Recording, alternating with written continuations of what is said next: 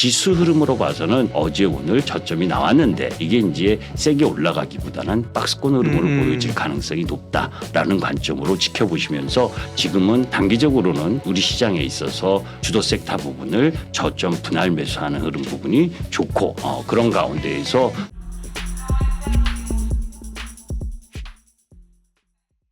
안녕하십니까. 예민수의 경제 토크 시작합니다. 오늘은 이 또 어지러운 시장에서 항상 그 해안을 가지고 계신 우리 카리스마 김기수 주식 더스토리의 김기수 대표님 모셨습니다. 어서 오십시오. 예, 안녕하십니까. 한국증권TV에서는 오랜만에 뵙죠? 예, 그렇습니다. 그래서 그립더라고 생각나더라고요. 우리 김 대표님이 2차 전지 잘 갈 때 그죠? 회원들에게 우리는 일단 판다. 예?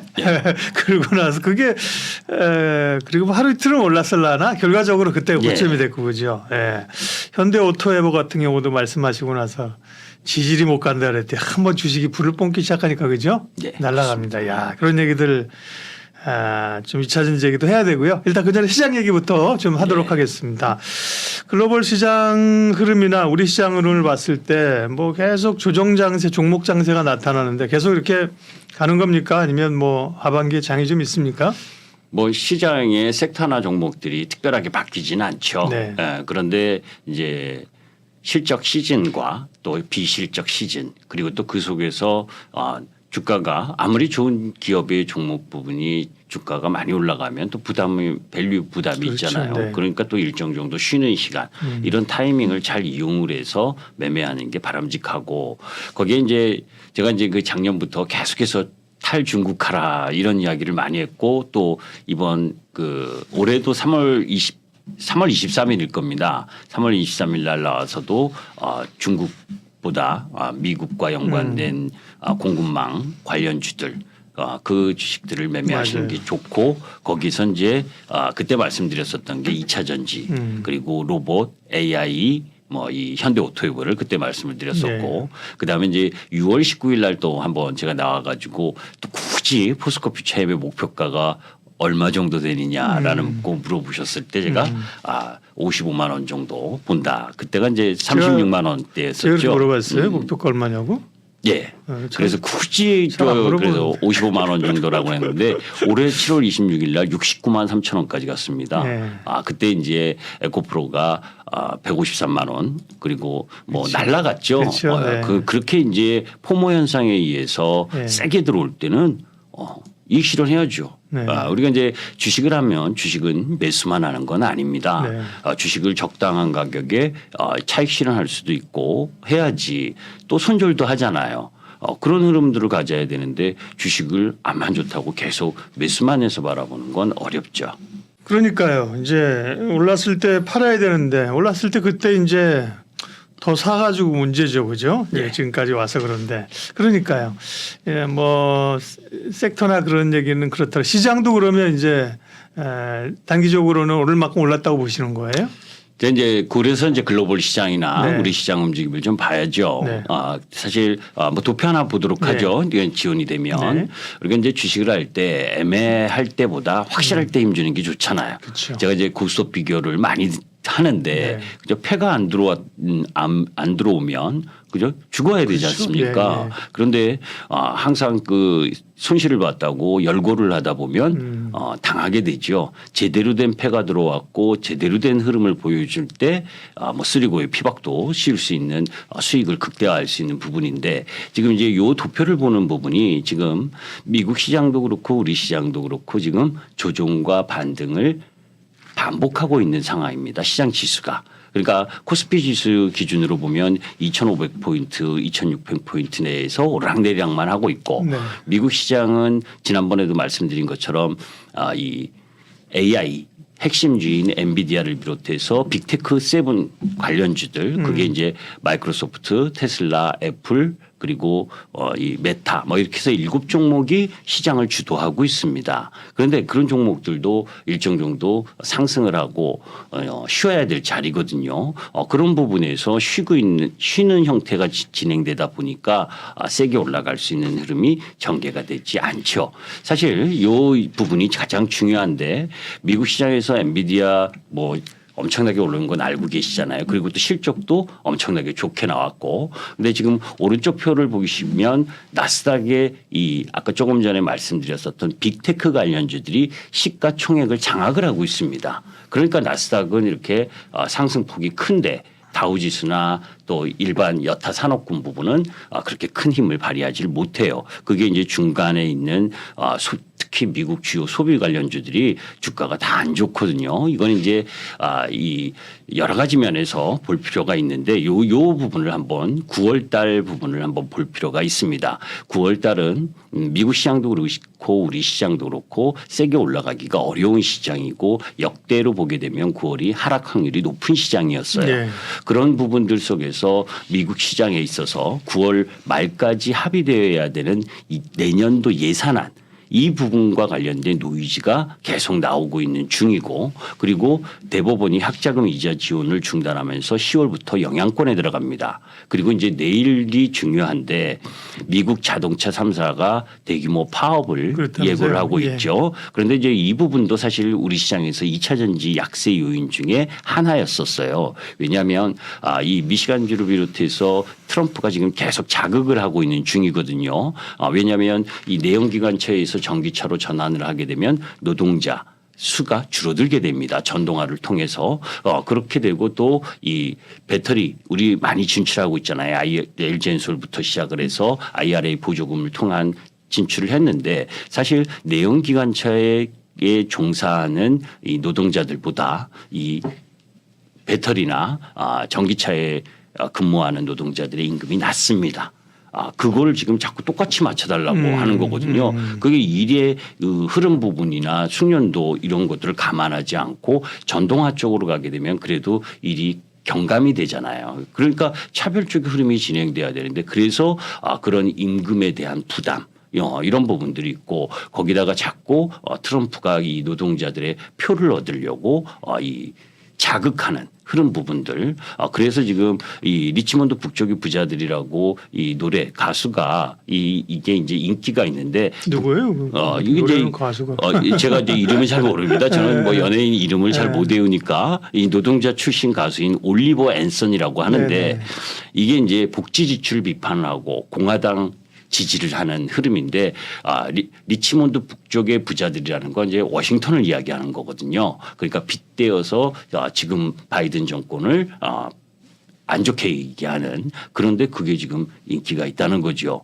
그게 이제 방만한 재정에 대한 문제점을 지적하는 그런 부분이다. 그래서 전체적으로 보면 이게 만만치가 않아요. 내년 예산안 노이즈라든지 학자금 이자 지원 중단 뭐 이런 부분들 그런 부분들 속에서 지금 미국 시장에서 연체율이 증가하고 있거든요. 그리고 저축의 흐름 부분들이 낮아졌고 그래서 가계와 개인들의 실질 구매력이 감소가 될 수 있다는 부분 이런 거는 이제 경기 민감주나 또 소비 관련주들에게는 영향이 있거든요. 그럼에도 불구하고 어제 미국 시장에서 소비자 물가 지수가 뭐 예상치 헤드라인 CPI는 3.6% 정도 예상을 했는데 3.7% 조금 올라왔지만 그래도 핵심 코어 CPI가 예상치에 부합했기 때문에 큰 문제는 아닌데 유가가 올라오고 있으니까 그 부분도 부담인 상황.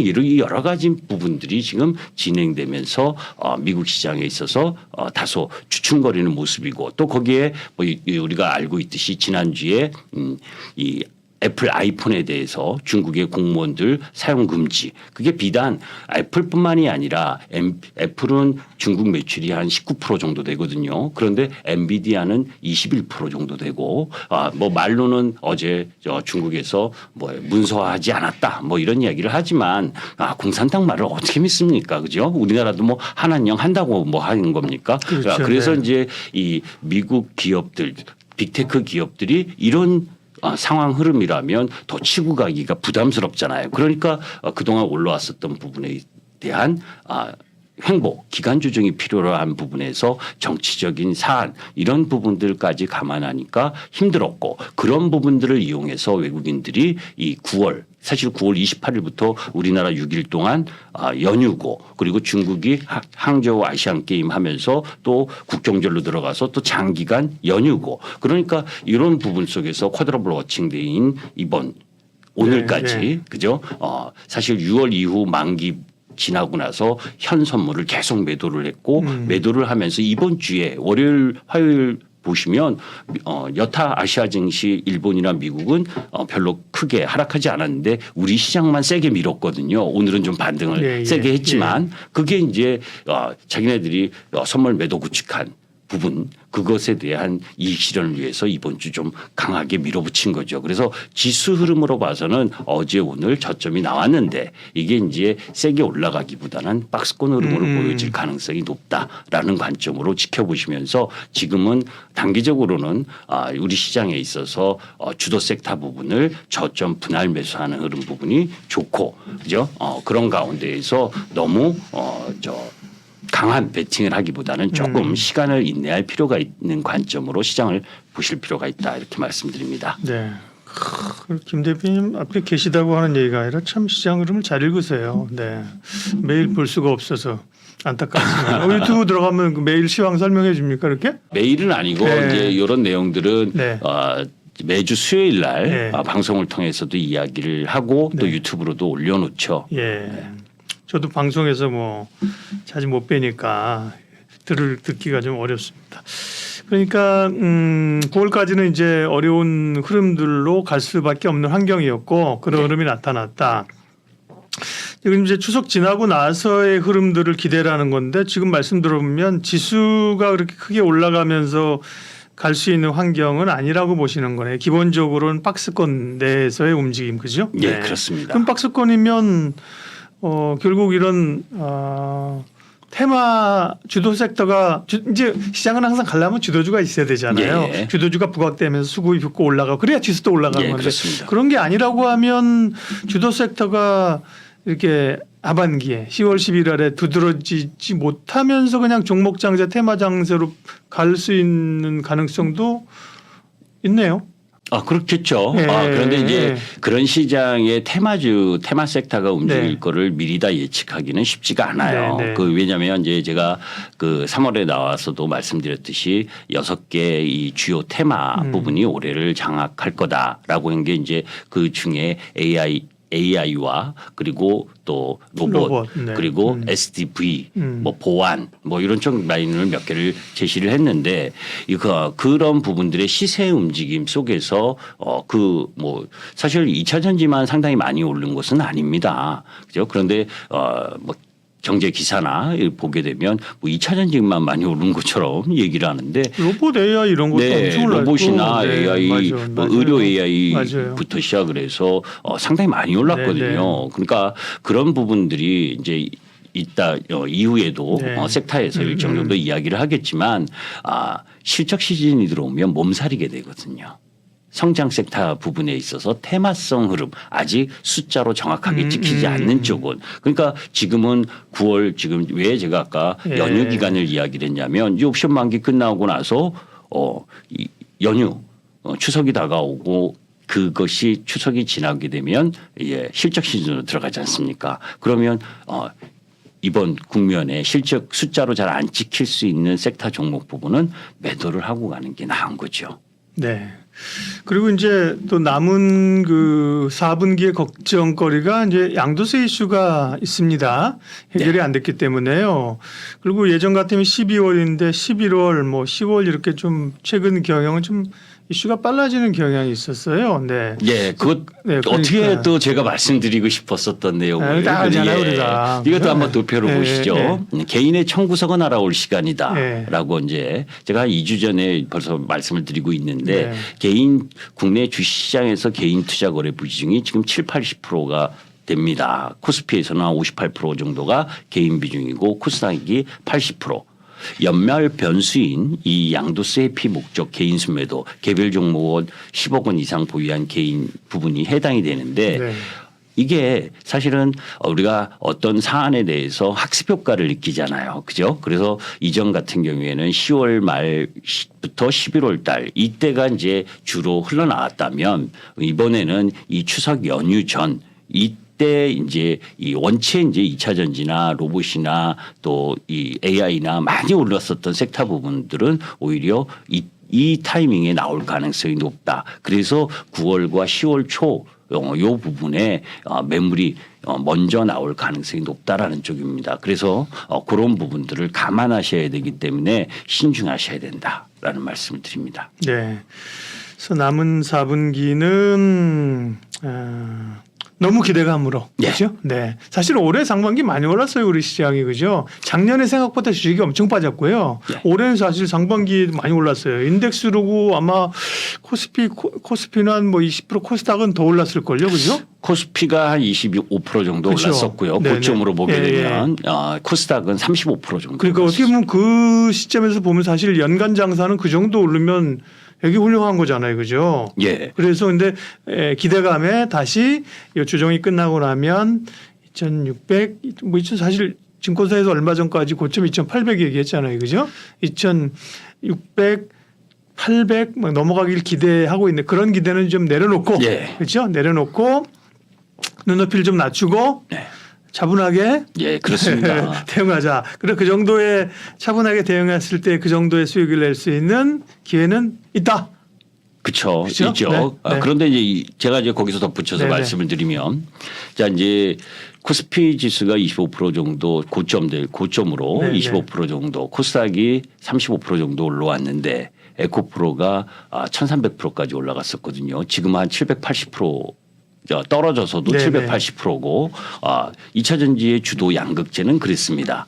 근데 반면에 SKC 뭐 이런 쪽 라인들은 저점을 그렇죠. 갱신했죠. 네. 그러니까 같은 섹터 내에서도 어떤 종목을 공략하느냐의 차이인 거죠. 그냥 마냥 지수가 이제 올라가니까 내 종목도 순환해서 올라가. 제가 제일 싫어하는 말이 주시장에서 순환매입니다. 그 이야기는 뭐냐면 우리가 많이 떨어졌다고 같이 일정 정도 키 맞추기 하러 다 올라온다면 뭐하러 주식 투자합니까? 가장 많이 떨어진 것만 매수하죠. 그죠? 그런 말에 현혹이 돼서 예. 자꾸 가장 강한 종목을 매매를 하지 않고 약한 종목을 매매하는 우를 범할 수 있다는 겁니다. 네, 알겠습니다. 섹터 얘기는 또 따로 하도록 하겠고요. 전반적인 시장 흐름과 4분기의 전략은 여기까지 마무리하겠습니다. 김기수 대표님 도움 말씀 주셨습니다. 고맙습니다. 네, 감사합니다.